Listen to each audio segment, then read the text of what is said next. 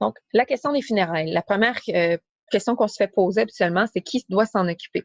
Généralement, à cette étape, on n'a pas encore une copie du testament, on n'a pas encore une copie de quelques documents que ce soit, puisque tout se déroule assez rapidement.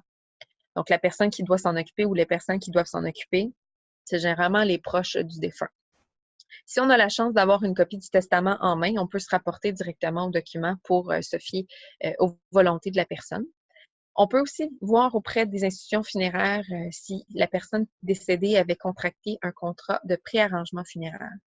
Donc, un contrat de préarrangement funéraire permet à quelqu'un de décider à l'avance et même de payer à l'avance pour l'arrangement funéraire qu'elle souhaitera en cas de décès. Deuxième question qu'on se pose, qui doit payer pour ces frais? En principe, c'est la succession qui doit payer pour les frais des funérailles. Par contre, comme on le sait, les funérailles ont lieu au tout début du processus. Donc, on n'est pas en mesure de déterminer si la personne est solvable, s'il y aura des actifs et s'il y aura de l'argent dans la succession.